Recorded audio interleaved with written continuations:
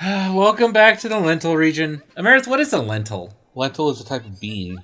It's a type of bean, okay. Oh, are we going to learn a new mechanic like we do between every run? It's your rival. Oh, hey, it's that guy. Look, he's got an old camera. I mean, it's got stupid neon glowies on it, but you know what I mean. It looks like a normal people camera. Yeah, it only takes 35 pictures. Hey, it's the main character from the last game. We should have named ourselves Todd. That would have been kind of funny. You the one who caught the Illuminati Pokemon? No. When you say Illuminati, do you mean the YouTuber who talks? Oh my gosh, more people are disappearing. Are we talking about the YouTuber or the secret organization? John, you can't talk about the secret organization. I think. Okay, so we're talking about the YouTuber Illuminati. No, I don't know about it. She talks about pyramid schemes and half her content. John, I don't know what you're talking about. We can't talk about the subject like this. Okay, I'm sorry. Like, you can only direct about the Illuminati in the one way of the Illuminati, and that is the Illuminati. Like, comment, and subscribe to my girl Blair, and us too. I guess we haven't done a call to action all session. Blair, the Illuminati. I have a powerful walk. Yeah, he's definitely very headstrong. He'll take us on. Okay, I don't care. Phil. I don't care. This is gonna be your rival. Look at his hair. He's totally a protagonist, antagonist. I just want to take pictures of Pokemon. Why is this a visual novel? By the way, he's only 2 steps away from being an actual protagonist. He's just got to grow up a couple more years to get different colored hair. Has Professor Mirror been named before? Because it could be that he's actually been named in the series because he hasn't. Because Todd here has an affiliation, and Todd was in the game or the anime. So I don't know. Just a guess. No. Hey, Poke Fanatics. That's name every Pokemon professor ever in the comments. We opened up the second actual area for once. Yay. Is that where we want to go? This spot right here is our camp. Yeah. We're going to teleport you across the island to go talk to the jungle. Oh, cool. We go to other islands. We don't just go to different parts of an island.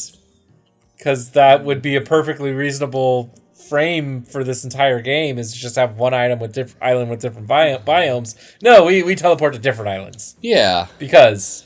Well, they're within close proximity, so why not? Yeah, why not? Sure. I'm fine with it. I'll allow it.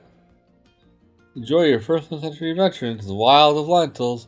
I hope you brought enough beans for everybody.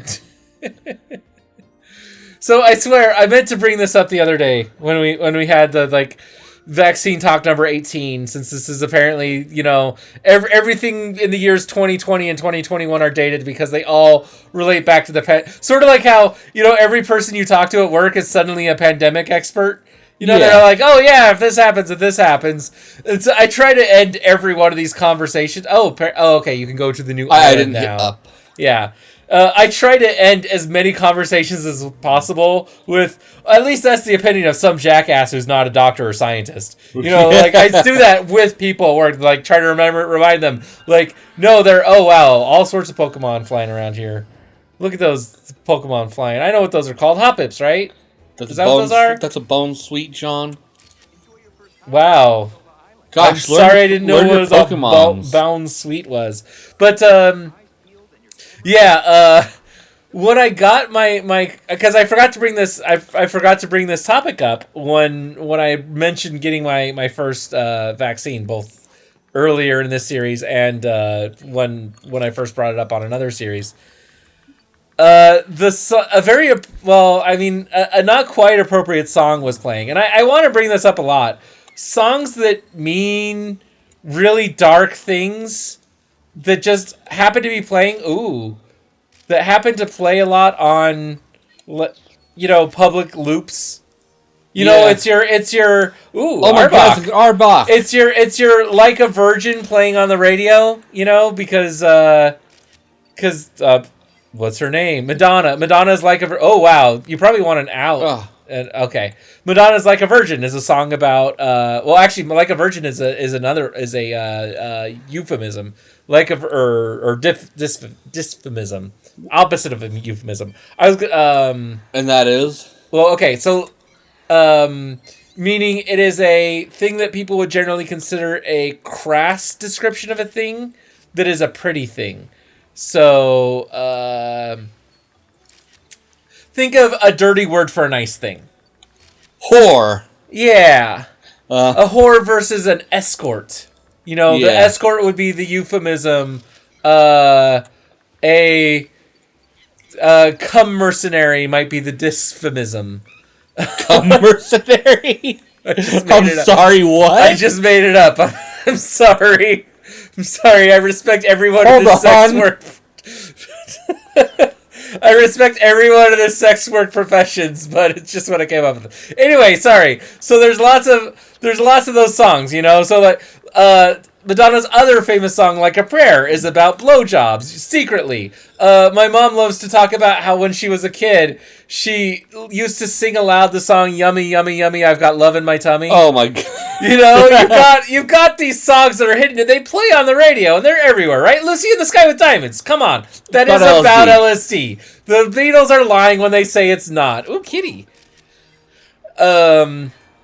But the one that was playing at work today, and there are lots of them that are really depressing and really happy, and you know, some of them are like, oh, this song is sad. Well, the one I've been hearing a lot is There She Goes. You know that one, right? There she goes again. There she goes again. Except pretend that was on key and rushing through my veins and all that. And I said, and I when I had that, it was playing on, when I got my vaccine, that was playing on the radio when I was sitting in my, you know, you have to wait out your shot chair. Your 15 minutes to make sure you're not getting 20 minutes if you're me. Yeah, 20 minutes if you're you, because you have some... My fucking penicillin allergy finally fucking came up. Those are Pokemon in the lily pads. Within the lily pads, there are Pokemon in there. Or... Nope, that's a Magikarp. Somewhere. Okay. There's a Magikarp in there somewhere. Okay. Anyway, yeah. For you, it was... Yeah. For once, the fact that you're allergic to penicillin has mattered for the first time in your life, other than when being administered penicillin. Oh, there's our Magikarpy. Can you throw an apple at it and get it to be mad or jump or something? I believe in you. Oh, hey, you can just get it to...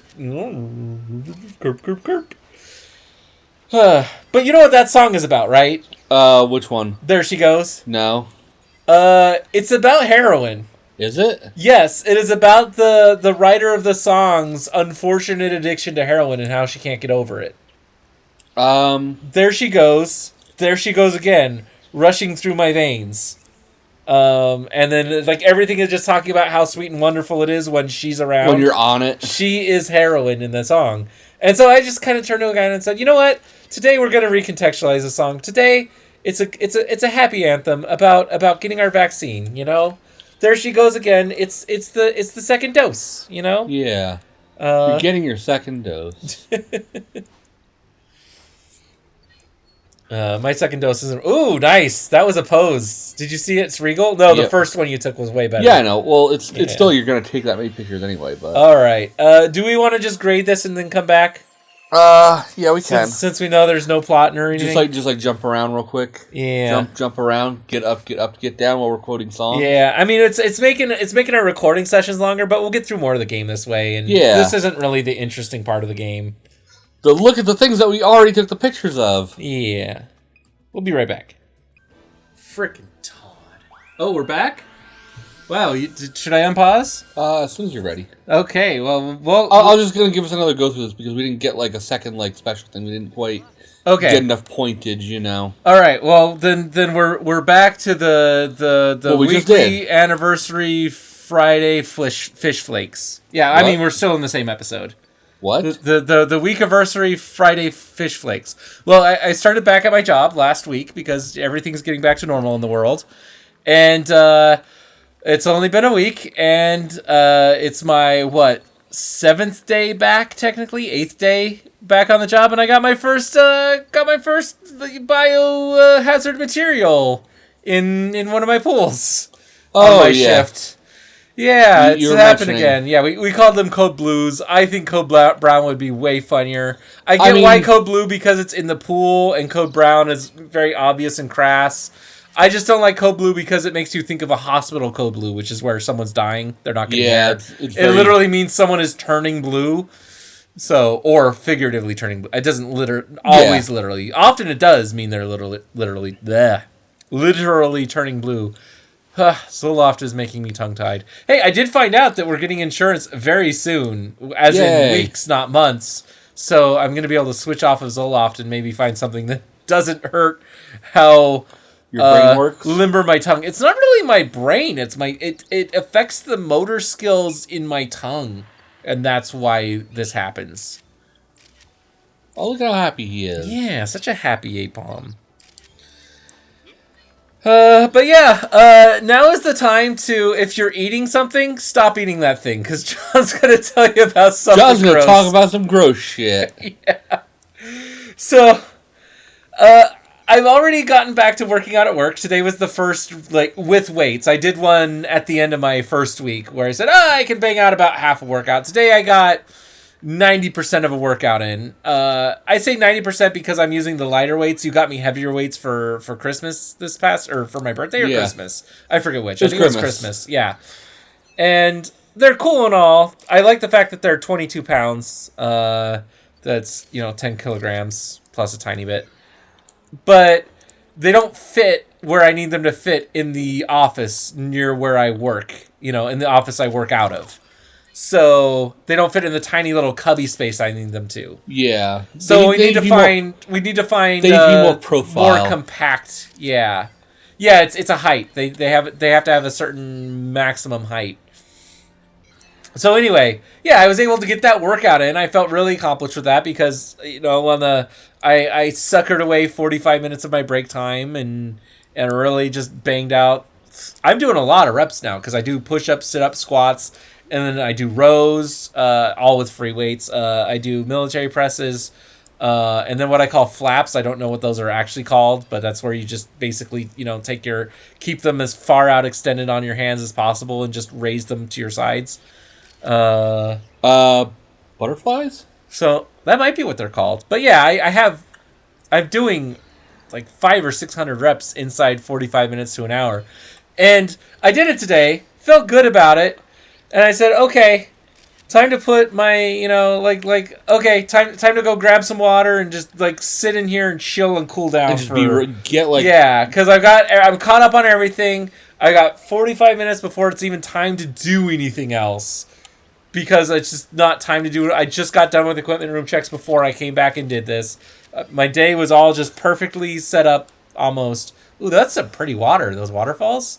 Good job, Bandai. How much you want to bet there's going to be something that uses those waterfalls at some point? I was figuring the Magikarp had something to do with it. Maybe it would do a Gyarados kind HM08 or whichever one waterfall is in Gen 2. Waterfall, I don't know. Yeah. Anyway, so... Yeah, right as soon as I get done, just the worst timing, in less than 2 hours before the end of my shift. Because the problem is I have a bunch of stuff that has to happen in the last hour of my shift and can only happen in the last hour of my shift. Because closing logs. Yeah, it's closing logs, yeah. That's a good way of describing it. It's basically exactly what it is. And so...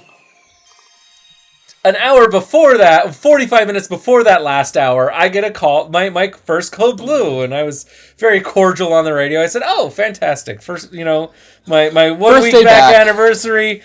And I go out there. First thing I do is I check the chemicals on it, and I'll explain why tomorrow. Actually, why I do this. This is going to be our bid episode for this series. Okay? Yeah. I'm going to explain some pool chemistry things with safety. Pool safety chemistry. But, got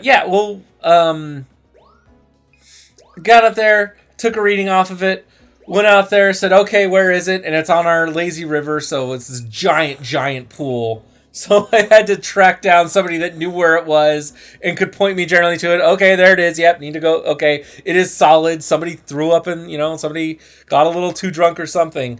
But I get out there with my net, in my bag to throw the net away in, because luckily it's not like before when I was working, because somebody decided that the original procedure would be we'd use the same net every time and sanitize it in between. Which the old net had brown stains on it. It was a terrible idea. And the guests would see it and it was just terrible. And I talked to my boss and I bet we could find nets for $2 to $5 that we can throw away. And anyway, so yeah, I get out there with my, I come back, I come out with my 15-foot pole that it shinks up into an 8-foot pole, and it's you can collapse into an 8-foot pole. One got it by 6 points. Yeah, it extends. Yeah, 6 points. But yeah, so I get out there and I do that, and it just takes me 20 minutes to net this thing up because as soon as I get close to it with a net, it's like fish flakes. If you've ever fed a fish in a fish tank, it just scatters everywhere. So I'm out there on the pool deck. It's 95 degrees Fahrenheit today. What is that Celsius? Like 42, 43? Something like that. No, 42, 43 is like 120. I don't know. You could run it in a calculator. It's hot. It's body temperature hot outside, and I'm in my heavy electrical safety uniform that I have to wear, plus my undershirt, and I'm wearing a mask because it's not until tomorrow, I guess a few days ago as of this recording, that all of the social distance rules and masks change, although I don't know if they're going to change at work yet. They might. They probably will. The work policy is probably going to say the change. I don't know, though, because it's like there wasn't a guest within 20 feet of me, but I still had to have my mask out there netting this thing up, keeping all that heat in that I'm trying to exhale, Right. All this, mind you, right after you just finished working out. Right after I finished working out. Like, I've had enough time to, like, grab a tiny swig of water because I was technically still on my break time. So I'm like, you know what? I'm going to take the 5 minutes I've got to get dressed and have some water in my throat before I die. Oh, we're finally talking about the crystal blooms. Yeah, cool. We're going to take a picture of them at night now. Yeah. You're doing this little questy quest. Oh, boy. How exciting. Can we do that next time on the branch? I think we can. I don't think they're going to say anything else of importance here aside from, have you seen a red flower before? Boy, I sure haven't. No one in the world has ever taken a picture of this before.